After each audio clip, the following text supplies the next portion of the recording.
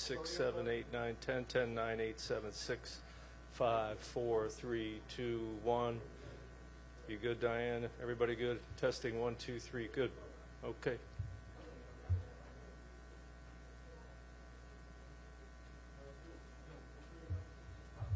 Testing 1, 2, 3, 4, 5, 6, 7, 8, 9. It's pot number 1. Testing 1, 2, 3, 4, 5, 6, 7, 8, 9, 10, 10, 9, 8, 7, 6, 5, 4, 3, 2, 1. This is a mic check. Testing 1, 2, 3, 4, 5, 6, 7, 8, 9, 10. 10, 9, 8, 7, 6, 5, 4, 3, 2, 1.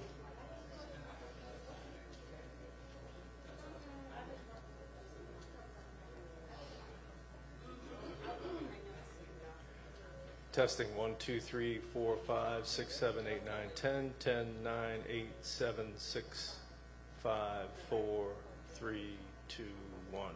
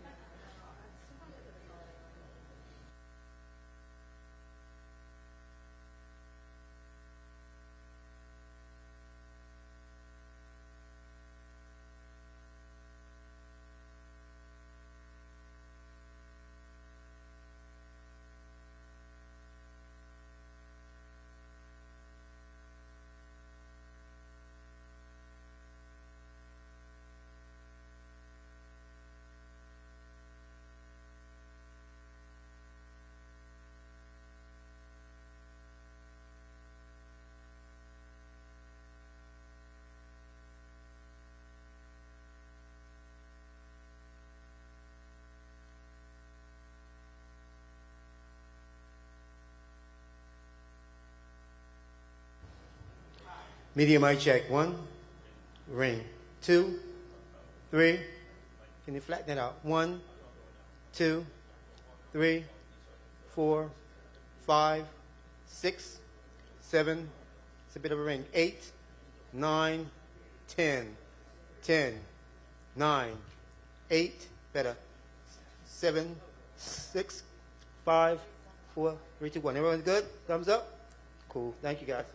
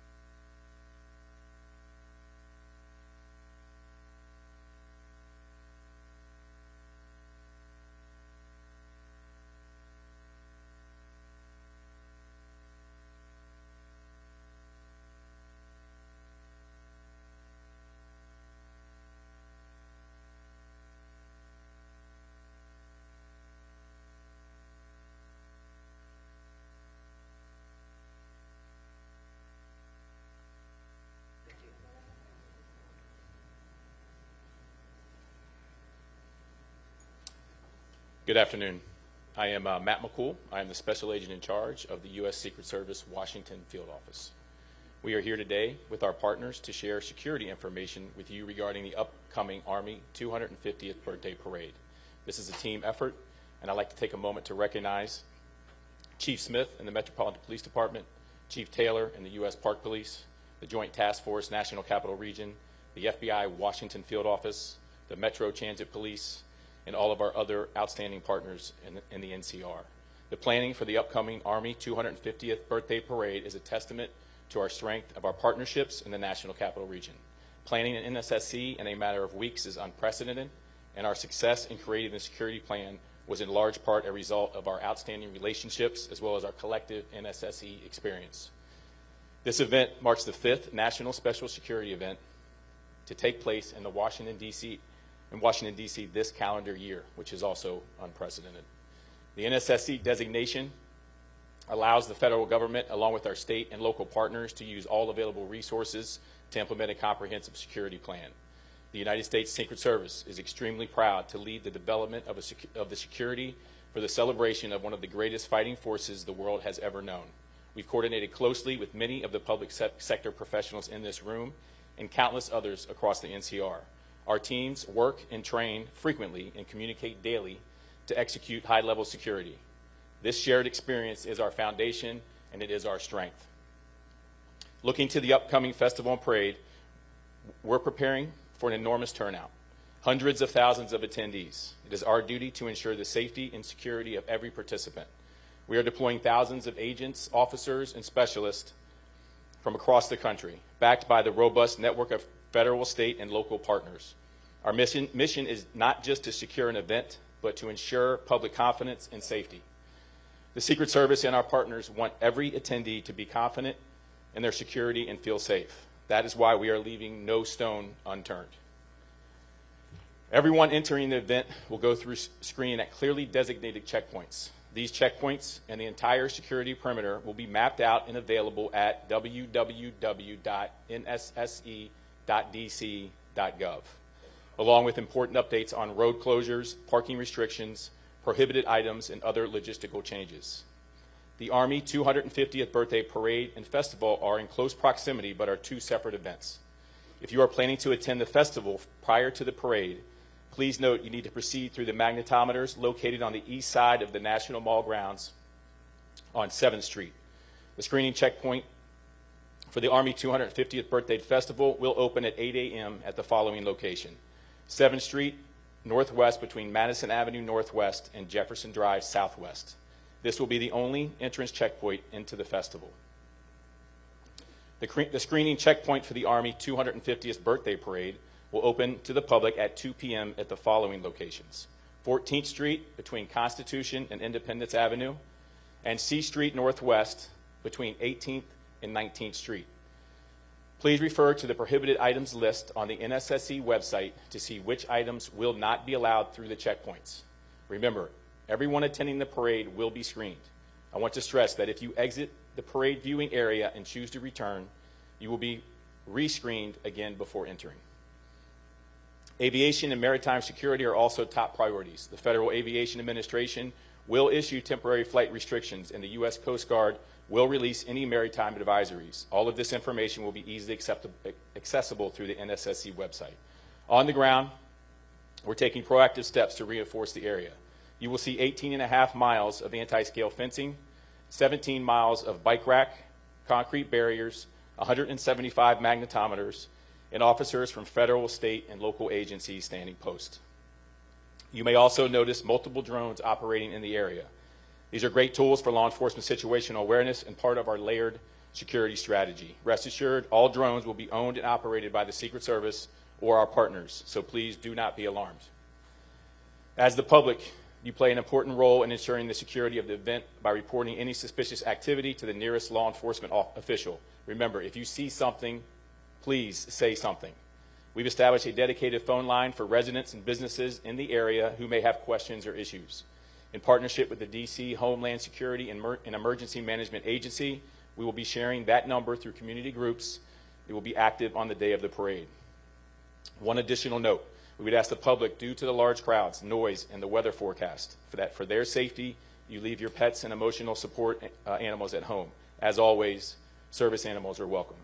Chief Smith will speak shortly about what all this means for residents, workers, and visitors in the district. MPD has been and continues to be one of our most critical allies, not only during NSSEs, but in the daily work of keeping our capital secure.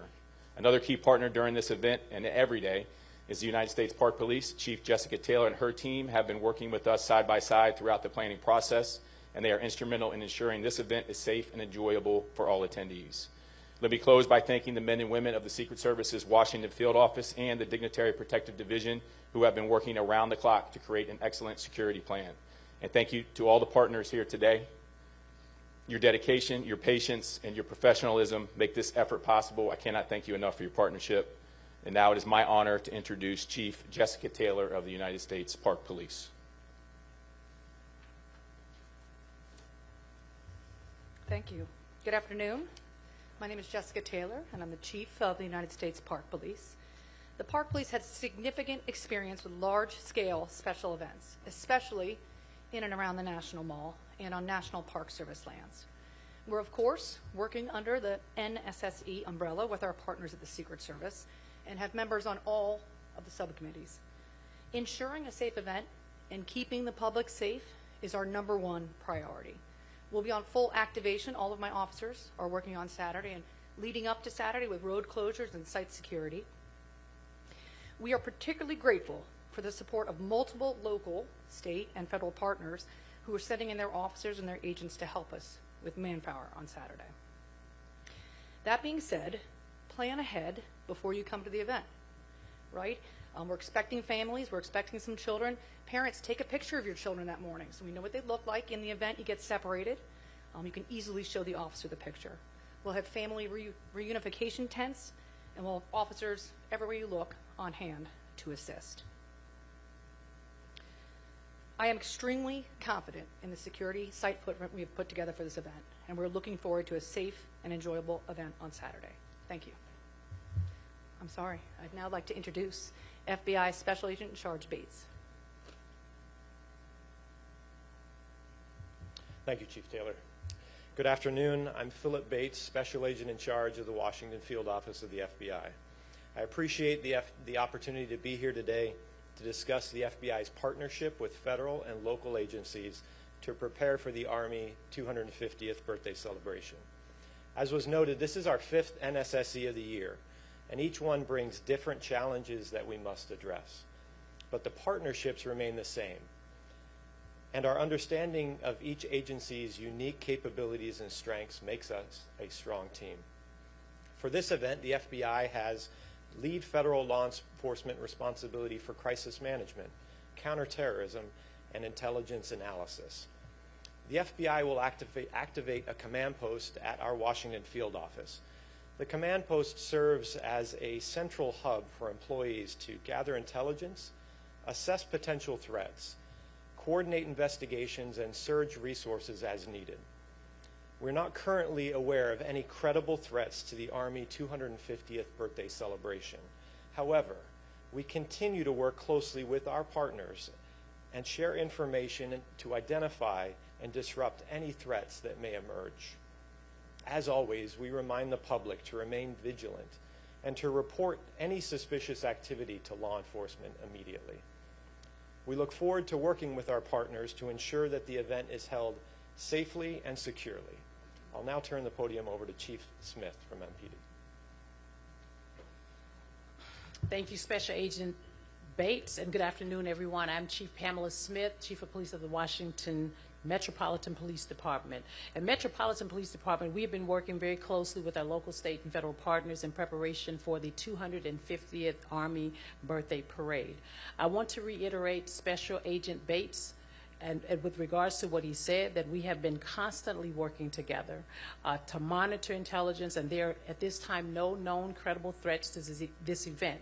That being said, we always remain vigilant and ready, and as always, we continuously evaluate intelligence and adjust our posture as needed to safeguard the city.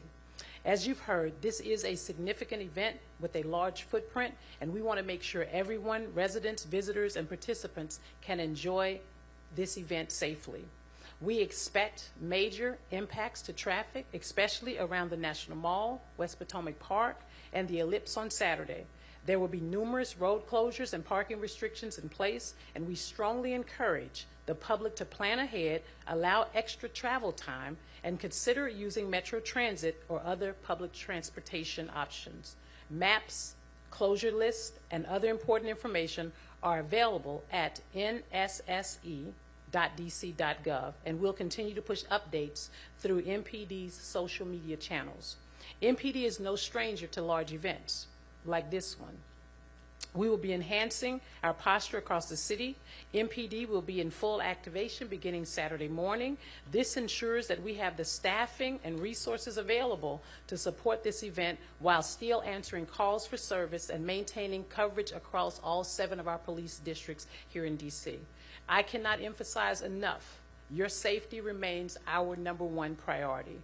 We are deploying specialized teams to support our federal partners and staying ready to respond whenever needed.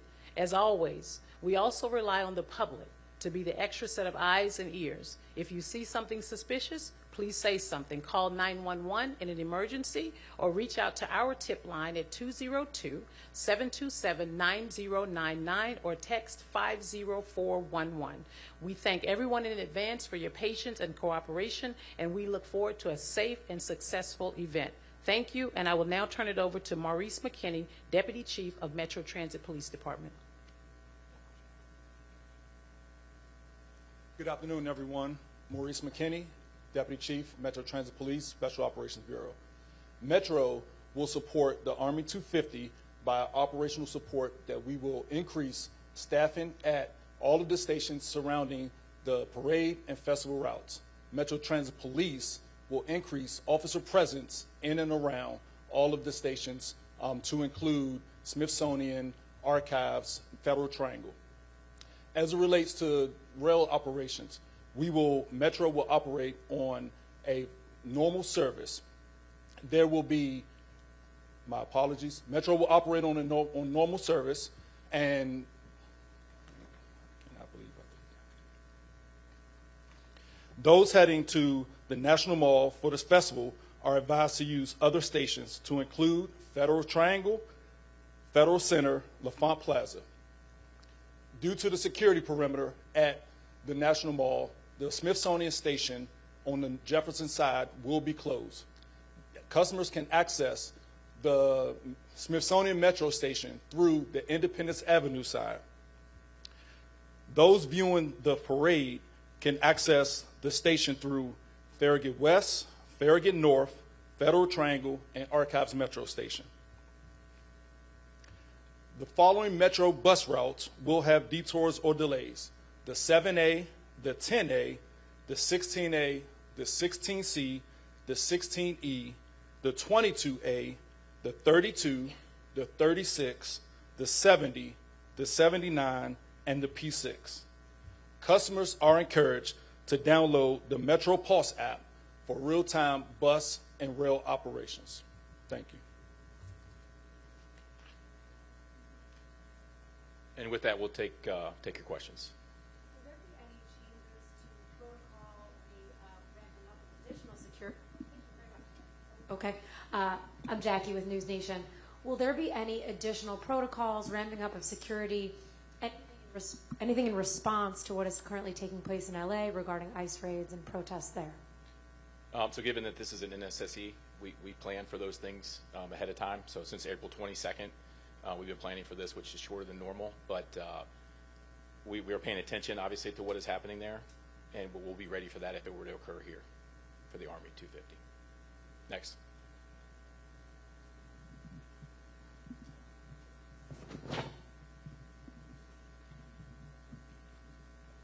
Hi, Hassan Khan with Politico. Just to kind of follow up on that, what have you guys been expecting or discussing in terms of whether we see a similar deployment of federal troops, maybe perhaps a DC National Guard as we've seen in California in response to protests? So I'll just say we're not expecting it. We have no intelligence of that, happening here. But if it does, we have the resources to handle it. Right here in the front. Excuse me. Ma'am. Hi there. Thank you so much. Sure. Nicole Scango with CBS News. Two questions. One, can you speak a little bit about First Amendment activity and plans for protesters? Mm-hmm. And then, just as a second question, curious, you mentioned the 18.5 miles of fencing. Mm-hmm. We've seen much of that go around the White House this morning. Mm-hmm. Do you anticipate that fencing will stay much beyond the event, or at what point should we see that come So down? we're planning on everything to be cleaned up by the 19th. And then as far as the First Amendment activity, from a Secret Service perspective, if it's simply people, using their First Amendment right to protest, we're not going to do anything with that. But if that turns violent or if any laws are broken, that's when MPD, Park Police, Secret Service will get involved, and that will be handled swiftly.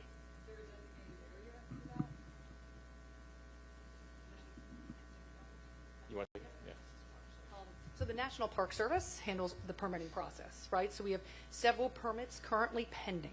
From what we've reviewed thus far in our communications list, we don't have any significant concerns. We don't have a designated area. According to the permit, they'll request where they want to be, and the National Park Service will make a decision based on the NSSE and the security perimeter. But First Amendment activity, significant experience with all the events in the mall, right? So certainly the Park Police and MPD is well prepared.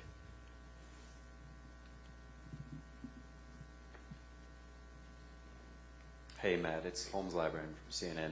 I'm curious, what is the number that you're really expecting right now for counter-protesters? I know you mentioned in terms of attendees, we're talking hundreds of thousands. Mm-hmm. Are we seeing anywhere near that number for counter-protesters? No, not even close. We're tracking about 9 First Amendment activity demonstrations. No, but nowhere. I'm not going to get into the exact number, but it's not that high. And then, is there a plan in place to call National Guard if needed? We actually have National Guard. Yeah. They're working the event, so they will be here. But we also have a robust plan for civil disturbance. What's the number of National Guard here? Again, I'm not going to talk about numbers just for security reasons. But between CDU units that we have from multiple agencies and the National Guard, I'm very confident in the plan we have. Thanks. Yep.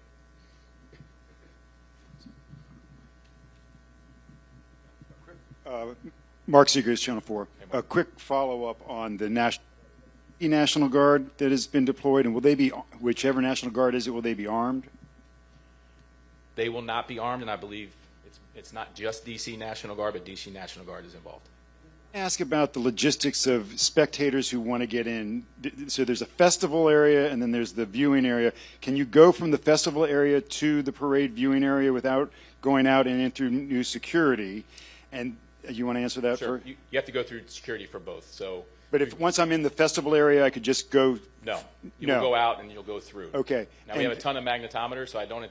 Depends on how many people show up, right? If 1 million people show up, there's going to be a line. And then, how many people are you prepared that can actually sit on those? Is it like 3 or 4 blocks where there's actually bleachers for the parade route? There will be no bleachers. So it is just standing along Constitution Avenue? Correct. And so how many people do you think you can accommodate there? Hundreds of thousands. You can? Yeah. Okay. And none of that is ticketed? It's open to... Not ticketed, opened. Yep. And then can I ask a housekeeping question for press?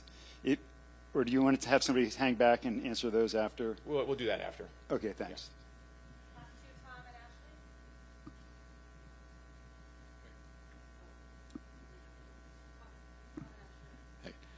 Wanted to ask, first off, related to what you were just talking about, will there be people on both sides of Constitution to watch it, or just the north side? The majority of people will be on the south side of Constitution. Okay. And there will be some available area on the north side. And this may be more for the MPD chief here, Smith, but we unfortunately had the double stabbing and the shooting this weekend while World Pride was going on, not right where the parade was. What do you do to prevent something from happening, not necessarily right at the parade, but in the area not too far from it like that this weekend? Well, we're prepared. I think as law enforcement personnel, we've already gone through the executive steering committee with regards to the resources that we'll have allocated to the 250th, and that's the same thing we would do in any other special event that we have across the city. Making sure our resources are available. If something happens, being able to redeploy those resources to those areas. Follow up real real quick. How much are you helping Park Police? Is this like an all hands on deck day for you as well? I stated in my remarks that this is full activation. Okay, and that means That that's means- throughout the city, though, right? Not just here, or it's I have throughout the city. Of course, I still have to maintain the rest of the 7 districts across the city. Okay, and are you confident you have enough to do all of that? I'm confident. Thanks, Chief. Sir.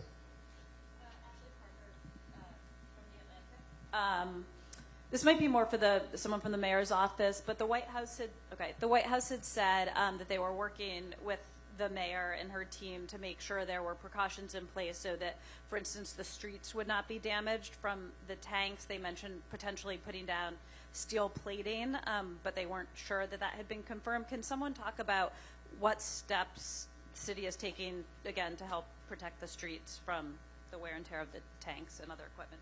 Yes, thank you for the question. I'm Colonel Jess Curry, an engineer on the Army staff, as well as part of the U.S. Army Corps of Engineers.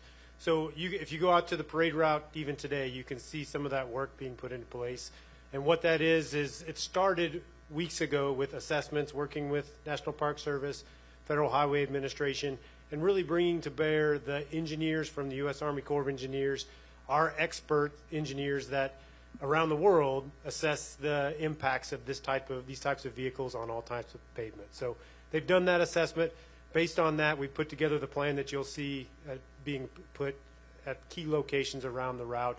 Primarily, it is metal plating that's being put down to address those areas where tanks have to steer sharply, and we get some of it a grinding reaction from between those tracks. Throughout the straightaways, we really have very little or low concerns that there will be any other damage. The plates and where we're putting them is designed to minimize or eliminate all possible damage. So that's ongoing now. Will be in place before the parade begins, and will come up immediately after. Is there anything beyond the place, or is that kind of the bulk of it? Well, thanks for asking, because there is. That is certainly the most visible thing that everyone's going to be able to see out along the parade route. But in addition to that, we're putting down a lot of matting in the staging areas, things, again, to just mitigate any potential. We're using an abundance of caution. We want to protect these streets. This is our capital city as well, so we're committed to ensuring that we minimize any possible damage. But in addition to the protective measures being put on the road, what you can also see during the parade is the tanks all have brand new rubber track pads placed on them, which increase the padding that they have underneath each track to minimize that potential damage. And it's a parade, so they're going to be moving slowly. They're going to be very careful. The operators that are coming with the units to this parade, they're very, very well trained at what they do, and give us complete confidence that we're going to be able to execute this parade with little to no damage to the D.C. streets.